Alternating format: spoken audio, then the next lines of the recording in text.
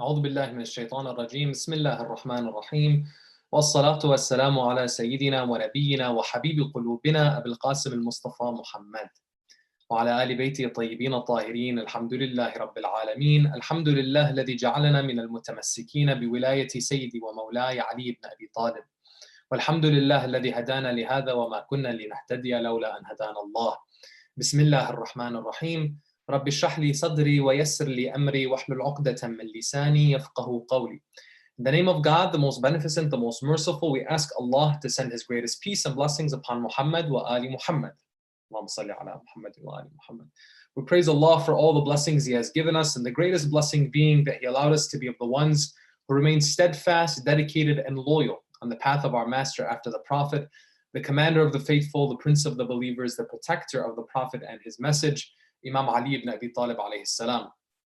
We praise Allah for this blessing and every blessing, for without Allah, we would have nothing. Assalamu alaikum, my dear respected brothers and sisters, wa rahmatullahi wa barakatuh. Tonight, we're here to continue our conversation on the vision of a virtuous community.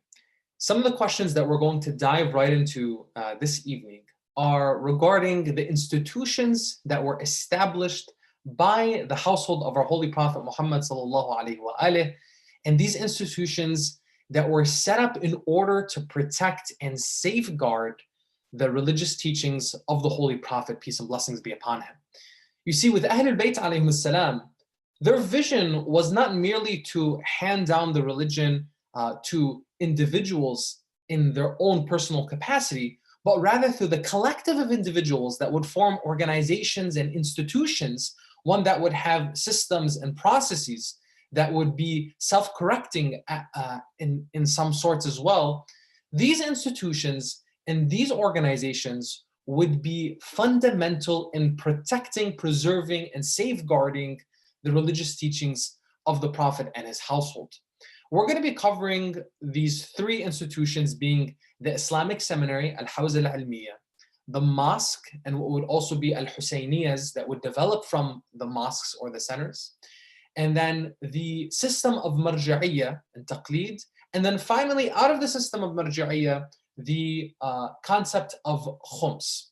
So the questions we're going to be asking are: one, what is the Hawza and how did it begin? Secondly, what is the historical significance of the mosques and the Husayniyas? Thirdly, what are the substantive requirements of the Marja'iyya? How does the system of Marja'iyya work? And how does taqleed take place from the mukallaf, as in the individual who is of age? What is their option when it comes to taqleed, and how do they go about doing that? And then finally, what is the social and political importance of khums? Not just merely it being as an obligation religiously, but what kind of dimension does it add for the followers of Ahlul Bayt alayhim salam socially and politically? So we're going to jump right into the first question when it comes to the Hawza. Al-Hawza al-Ilmiya, as we touched upon in the previous nights, especially last night, we touched upon this briefly. When it came to the establishment of the Hawza, the religious education from Ahlul Bayt alayhim salam, the Imams actually started the Hawza. And this started way back with the time of, especially at the time of Imam al-Baqir, Imam Jafar Sadiq alayhi salam.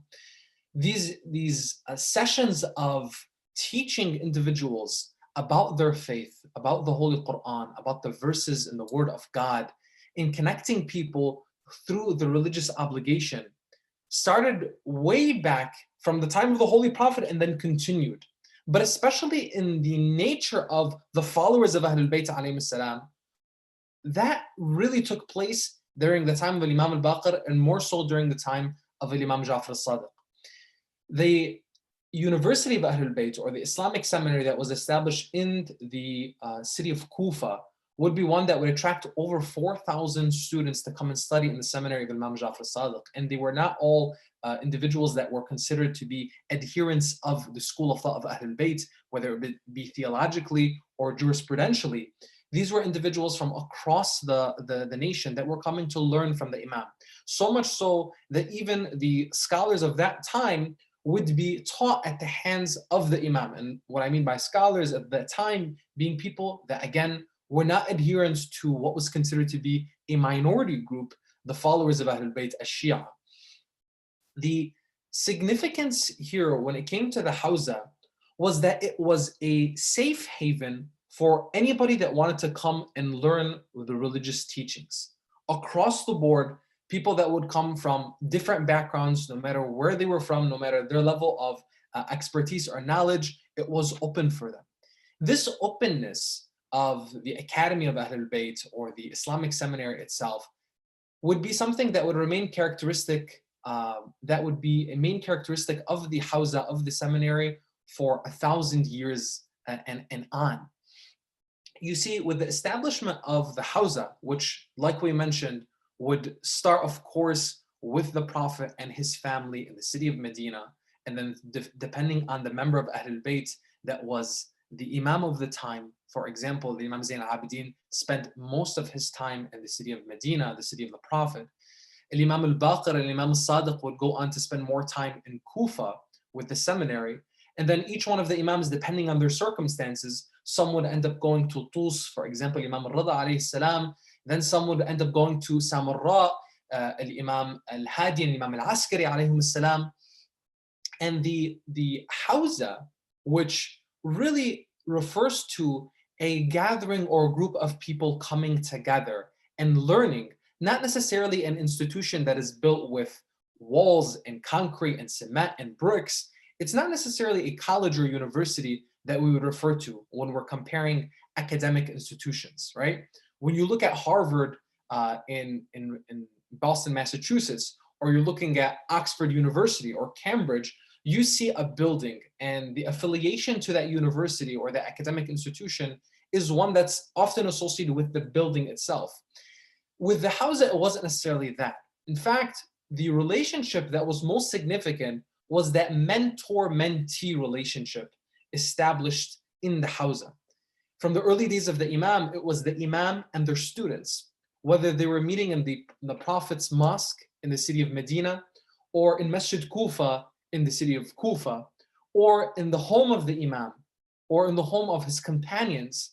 The relationship between the mentor as the Imam, or what would later be the companions of the Imams, or what would later be the scholars that were protecting and safeguarding the heritage that they have learned from the Imams, that relationship with the scholar and the mentee as the student of the Islamic knowledge, of the Islamic learning, the whole establishment was centered around that. So there wasn't necessarily what we would consider to be, when we were applying to academic institutions. For example, when I was applying for undergrad, there was an application process that I went to through the end of high school. And then when I wanted to apply to law school, there was also an application process there. There was standardized testing, there was an exam, et cetera, et cetera. Traditionally, in the Hawza system, in the Islamic seminary, there wasn't that. It was more of an open platform. If you wanted to come and study, you could do so. But the evaluation would be based on that relationship, that mentor-mentee. How is the student doing by the assessment of their teacher?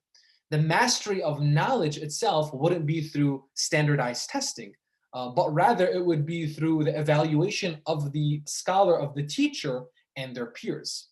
And that level of teacher and peers would continue to be throughout. You're not always necessarily one who is merely a student. At certain times, you'd be teaching other people.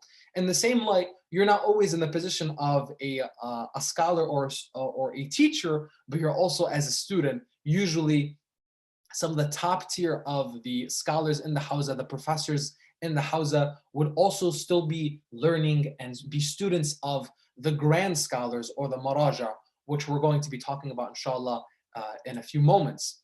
So the whole system of the Hawza was built in a way where it was an open society, an open platform for people to come in to learn and to seek knowledge.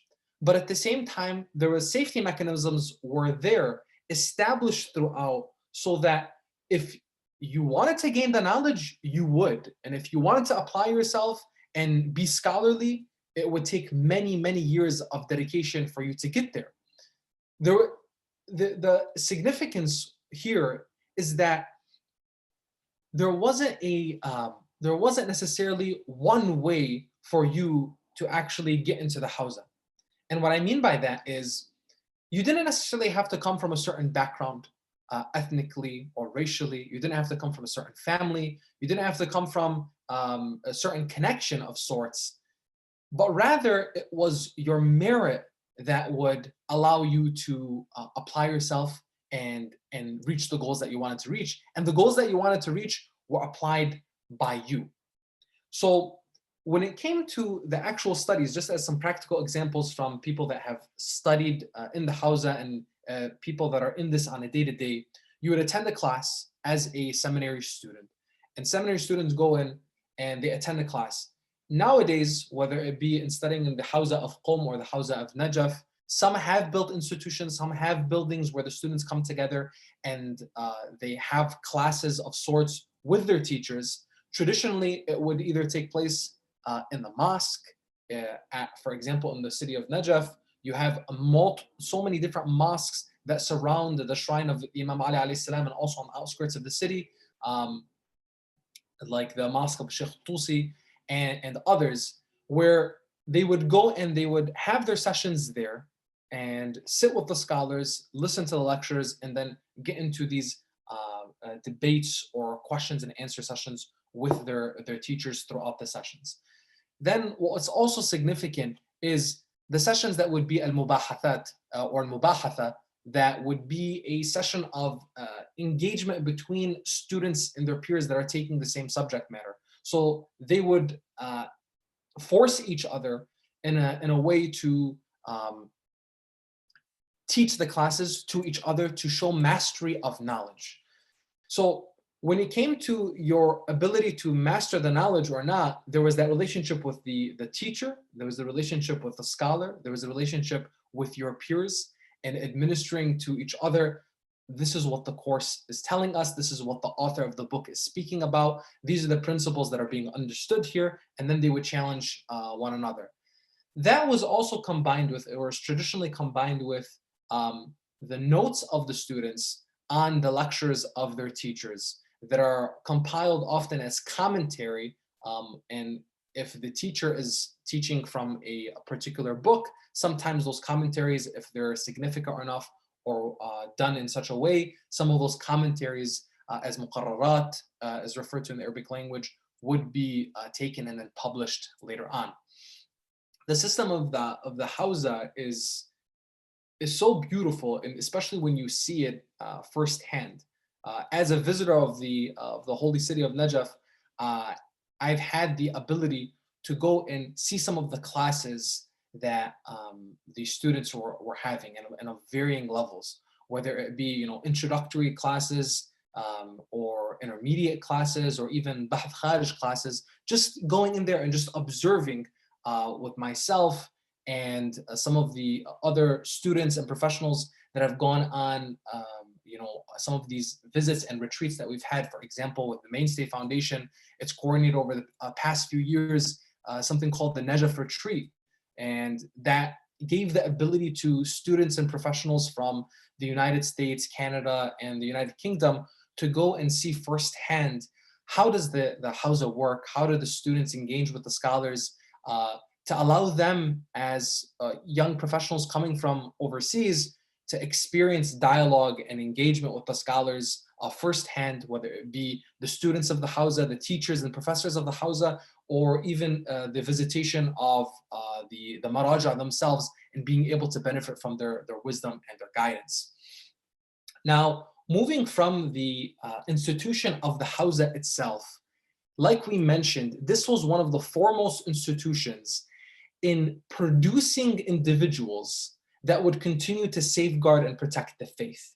The Imams believed so much in education, and that was why there was a continuous emphasis from Imam to Imam on the establishment of this institution of the Hawza, in it being one that disseminates knowledge and teaches people and gives people the ability to learn about their faith and then go on and teach other people as well, so that people can have this ability to understand what is their obligation before Allah subhanahu wa ta'ala.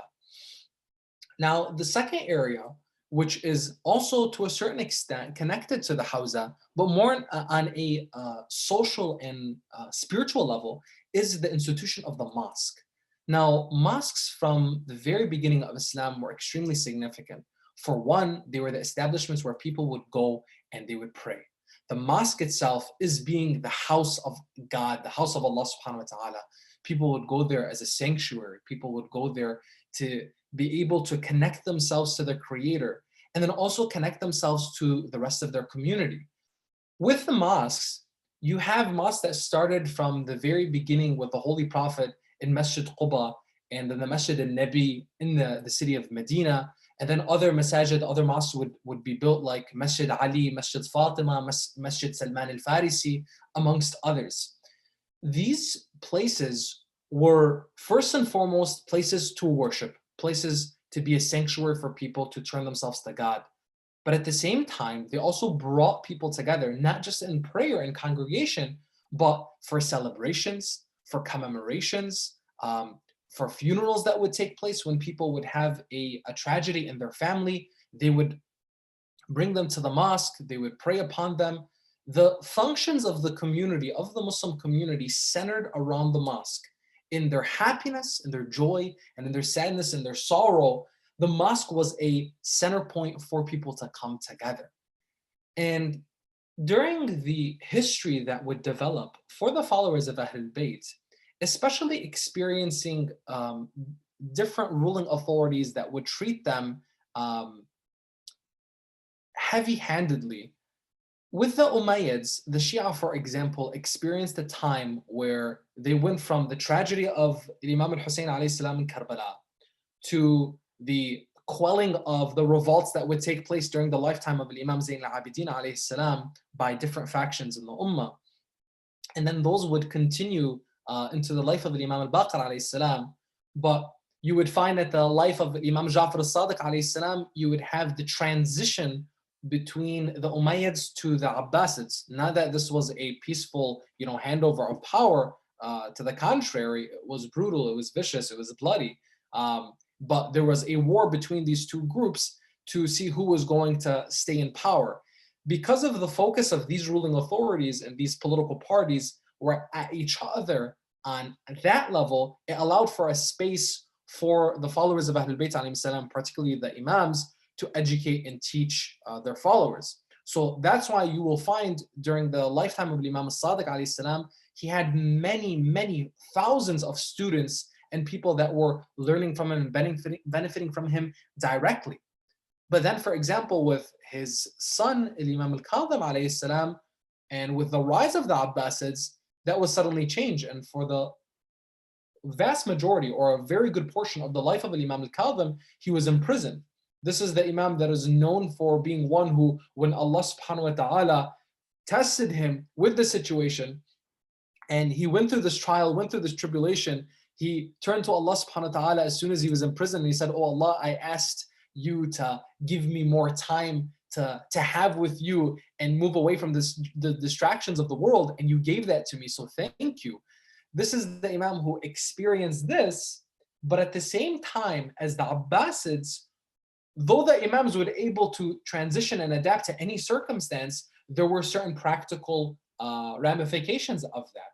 And some of those included, whether it be during the lifetimes of the Imams from Imam al-Kadhim and on, and even afterwards into the occultation of Imam al-Mahdi, was that the Shia were marginalized in those communities during some of these times, where if they wanted to establish mosques and they wanted to build mosques, which we know in our faith tradition, in our doctrine in Islam, one of the most rewarding deeds is for one to establish a mosque, is for one to build a mosque so people can pray in. Imagine the ongoing reward that you're getting even after your life when people that are walking into this mosque, this house of God, this masjid, and they're praying, and you're the one who allowed that. You're the one who made that happen for them by building this mosque or contributing to it to make it happen. During certain periods of time in history, particularly during the Abbasid time, and then into the reign of the Ottomans that would continue after the Abbasid Empire, from the 15th century onward until the beginning of the 20th century, you had administrations that prohibited Shia or followers of Ahlul Bayt from building mosques. So then came this new establishment that would be Al-Husayniyah. So many of our Islamic centers and our institutions are referred to as Husayniyas even today. And the historical heritage that this comes from is the fact that we were not able to build mosques during certain times. However, that didn't necessarily prohibit us from building other institutions. Now, why the significance here with regards to not building mosques? Well, some of the ruling authorities and some of the regimes, their administrations wanted this particular group of people who they were not necessarily fond of, usually because they were threatened by their leaders and their movement during their lifetimes, for example, with the Imams, though they themselves did not cause any pressure or of any threat, or did not they themselves threaten the establishment still felt threatened by them by mere virtue of people gravitating towards them. Even at the time of the Holy Prophet Muhammad sallallahu alaihi wasallam, though he did not go out and threaten anybody around him, there are certain people that still felt threatened by him.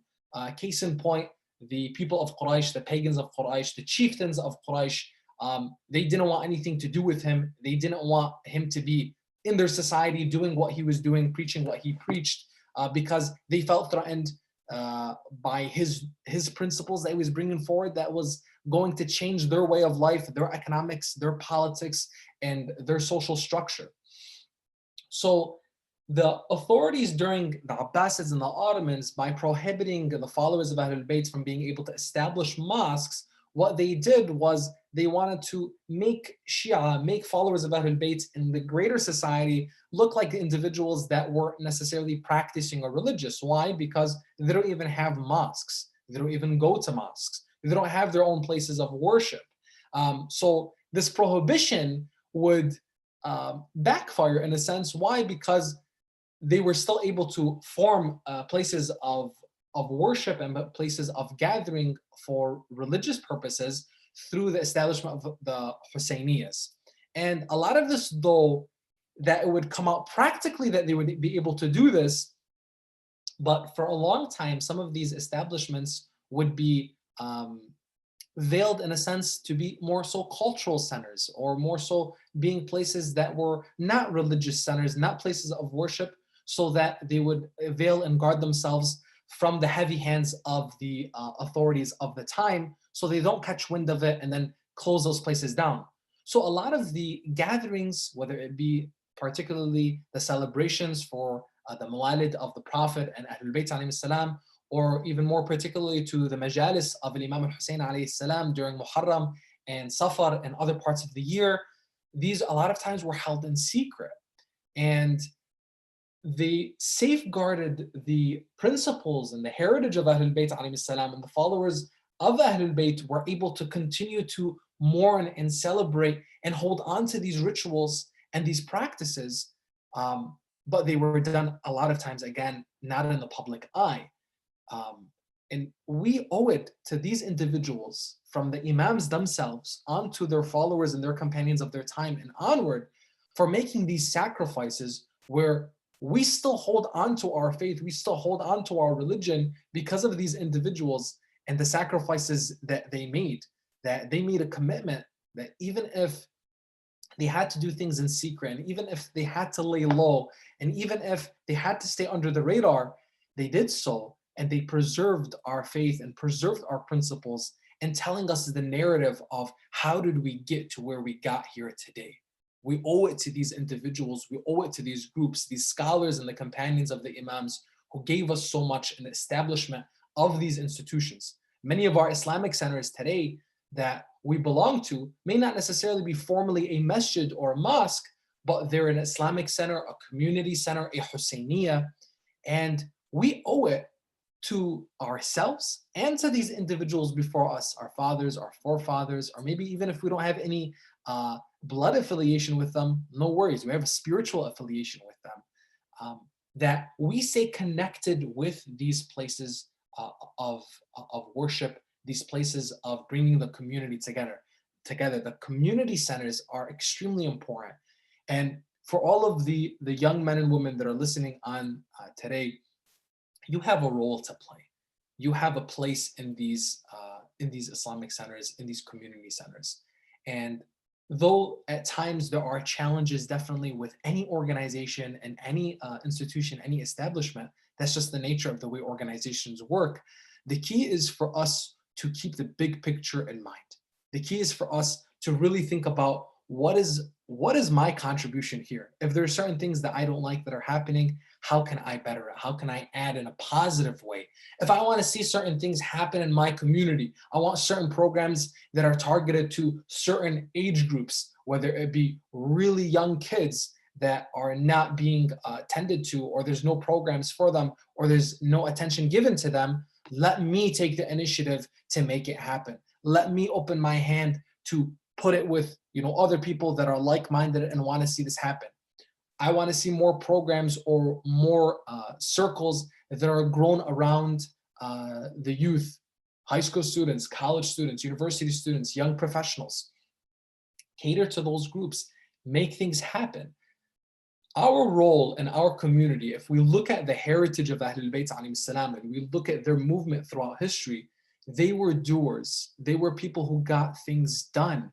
And they got things done often quietly.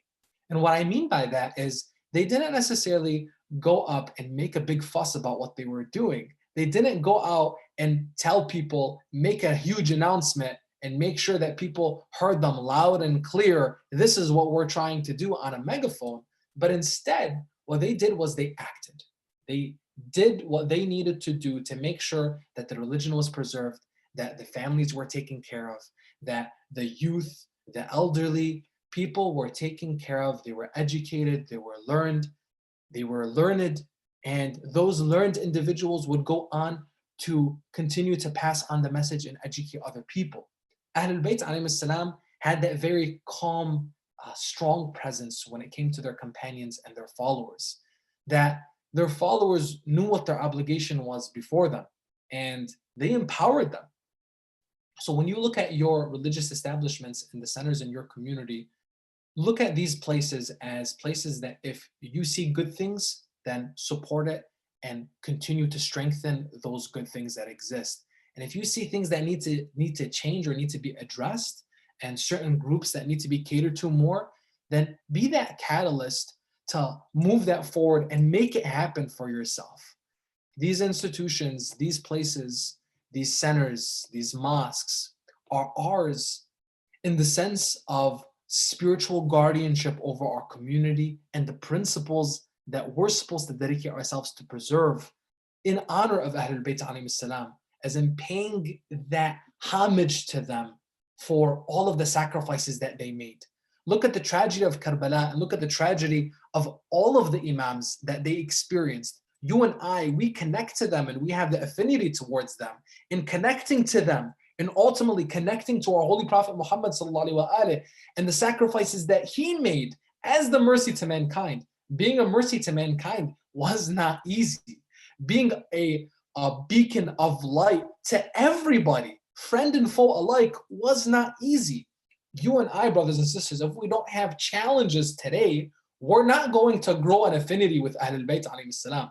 Know that the closer we are to Ahlul Bayt, the more we're able to look at our problems, look at our challenges, and embrace them within the community and outside of the community.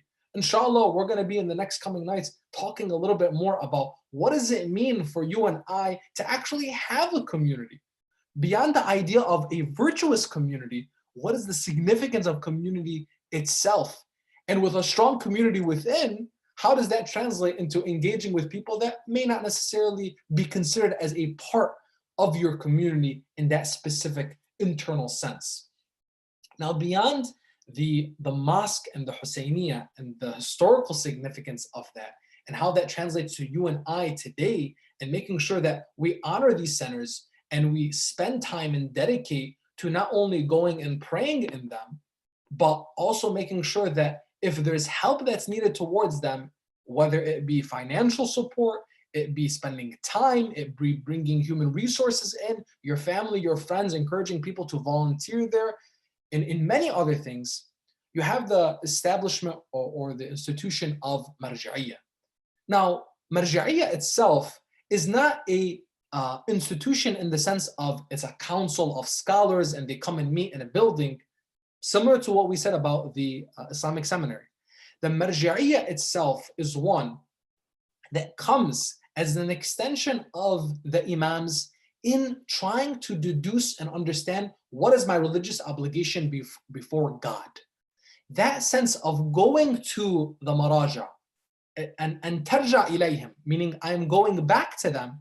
These individuals, these scholars, they have certain substantive requirements that we look at to understand, well, who do I go to begin with?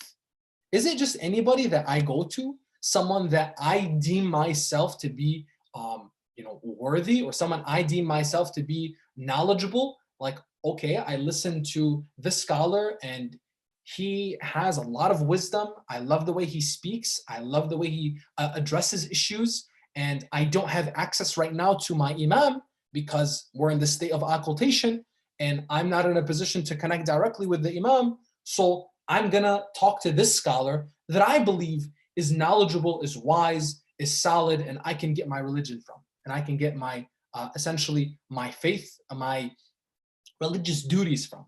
It's important for us to know when it comes to the system of marja'iyya and taqleed, right? The taqleed is the emulation, the following of the marja, the following of the scholar, the marja being the person you're going back to. When it comes to this individual, there's two substantive requirements that are had in order for someone to be a marja. The first is that this individual is a mujtahid, that they have gotten to a level of ijtihad, which means they are independently able to deduce the religious ruling based on the Quran and the Sunnah or the Hadith by themselves, without necessarily referring to another scholar and emulating another scholar. They independently can deduce the religious ruling, and thus they don't need to follow someone else. This is a mujtahid. A mujtahid not necessarily is a marja. A marja ends up being an individual who is someone that's followed. I can be a mujtahid without necessarily being a marja. However, ijtihad, or being a mujtahid, is a substantive requirement of a marja. The second being adil, being just. Now, being just is, in a technical sense, religiously from Islamic law, in this context, we're looking at this is an individual who does not publicly sin. This is an individual who follows all of his obligations. This is someone who people know him to be upright, to have great integrity. This is a person who people will pray behind, right? That also being another requirement of the imam, or the person who is the leader of prayer. Now, when it comes to the marja, there can be a lengthy discussion when it comes to multiple maraja and who to follow, but the very basics of it, and inshallah, one can go to their respected scholar, or if you're not following somebody or you don't know who to follow, it would be very beneficial to go to somebody that is a teacher in the hawza, a teacher in the seminary, or at least a student in the seminary, somebody that you can trust to engage in this conversation, to learn more about it. Another great resource I would recommend is, other than, of course, engaging in these conversations with the scholars themselves, but also doing yourself some reading. A book that I recommend is this book called Marja'iyya, A Candid Conversation, which was abridged and adapted from the original work of Grand Ayatollah Sayyid Muhammad Sa'id al-Hakim from his book, Al-Marja'iyya wa Qadaya Ukhra. This book is an actual conversation with this grand scholar in trying to understand how does Marja'iyya work. And this book, in English, in understandable language, a conversation of sorts with the scholar, very beneficial read that I believe you'll gain some insight in that, to understanding directly from a marja, what does marja'iyya look like? And what's beautiful about the conversation with him is he's often referring to scholars of the past, and of course contemporary scholars of his time, when he was studying and when he was actually getting on the path of ijtihad himself. He refers often to Sayyid Muhsin al-Hakim. He doesn't refer much to himself, just showing the humility and the humbleness of a lot of our scholars in the way they engage in these conversations, though they are authorities in their own right. Now, What's so important about us understanding with marja'iyya and with taqleed specifically as an institution, we have a religious obligation the before the Imam and ultimately before Allah subhanahu wa ta'ala. In our usul al-din, the principles of a religion, we're responsible to deduce that and understand that on our own. When it comes to our furu' al-din, our practices, our prayer, our fasting, our hajj, our zakat, all of these things, for example, when you go to hajj especially, there are so many nuances, so many detailed rulings that you need to know and understand. Otherwise, you're going to be in some deep trouble of not knowing what to do when you get there for the rituals. Our religious duty is to either become a scholar, a mushtahid ourselves, so that we can deduce the religious ruling, which is often very hard and not necessarily practical, especially if you're not one who is in the hawza. Secondly, or your other option in that, to make sure that you're fulfilling your duty before God so that you're mubrid al-dhimma, that you have a clear conscience before God, is that you do ihtiyat in everything, so that you take the precautionary route in every single thing that you do. For example, you don't know if you're a frequent traveler or not, that you travel a lot or not. Some scholars say if you're a frequent traveler, that you don't pray qasr anymore, that you pray tamam, you pray full on all of your prayers. So if you're taking the precautionary route, you would pray both the tamam and you'd pray qasr. So you'd have this precautionary route in addition to what you would be your normal obligation. Then the third route is taqleed. You go to the most knowledgeable scholar of the time, the one who is considered to be a marja, and you refer to them and you follow them in what they deduce to be the religious rulings. Now that is just a brief overview on that institution of marja'iyya and taqleed, and how this, in addition to the mosques, in addition to the Husayniyat, in addition to the Islamic seminary as an establishment, all contribute to, as institutions, protecting and safeguarding the religious teachings of Ahlul Bayt alayhi salam. All of these institutions do a wonder of work. And it's important to want to stay connected to them because of their dedication to the heritage and the teachings of Ahlul Bayt alayhi salam. Finally, when it comes to khums, this idea, without going into the religious laws, the Islamic laws on the details of khums, of course, is established in the Holy Quran as one of the type of alms. If you go to chapter 8, verse 41 of the Holy Quran, Allah subhanahu wa ta'ala tells us the obligation of giving our khums, and that is something that is given to Allah, to the Prophet, etc., as a religious obligation on our end. Again, one of the forms of alms that are given in addition to zakat and the different types of zakat. With khums, I wanted to just mention this, and we'll finish here, is the social and political significance of the institution of khums is that throughout history, it allowed the marja'iyya, it allowed the Islamic seminary, al-Hawza al-Almiyya, and it allowed the community centers and the Islamic centers that were established for the followers of Ahlul Bayt when other religious institutions did not allow the followers of Ahlul Bayt to enter and did not allow them to be considered to be part of their community, depending on the ruling authorities and the regimes and the administrations of that time that minority Shia Muslims were living under. It allowed for the Shia community to be autonomous and independent from those authorities. And what do I mean by that? The marja'iyya would not be compromised. Why? Because it had its own self-sustaining model. The self-sustaining model was established through the institution of khums. Khums, of course, has two arms, Sahm al-Imam and Sahm al-Sada. Sahm al-Sada, the part of the Sada, is given to poor Sayyids, because poor Sayyids, this is particularly their only way religiously that they could accept certain dues, as charity is not necessarily go to Sayyids. Sadaqah is prohibited upon them. So this part goes to poor Sayyids. The second part is Sahm al-Imam, which is used and administered by the marja'iyya, by the marja that you're giving your khums to, for these religious projects that safeguard the institution of Shi'ism, that safeguard the religious group, the Islamic seminary, the mosques, the centers, the charity projects, the community work that's done, whether no matter what part of the world it's in, these are administered by the marja, and the power of this tool itself allows this establishment, the leaders of the faith, during the time of occultation, to keep themselves at a distance from authorities that may try to influence them.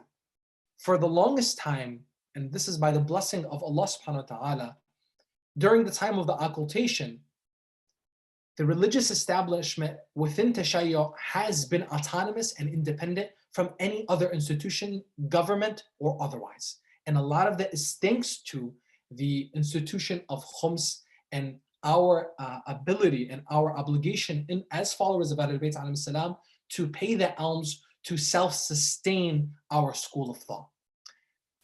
Brothers and sisters, we've covered these 4 areas, these 4 institutions that are so integral for us in making sure that the preservation of our teachings as followers of Ahlul Bayt alayhim salam are there. The Hawza, Al-Hawza Al-Almiyya, the Islamic Seminary, the mosque, the Husayniyat, the Marji'iyya itself as an establishment, and knowing our obligation of taqleed as an understanding and deducing our responsibility before Allah subhanahu wa ta'ala and clearing our conscience in that.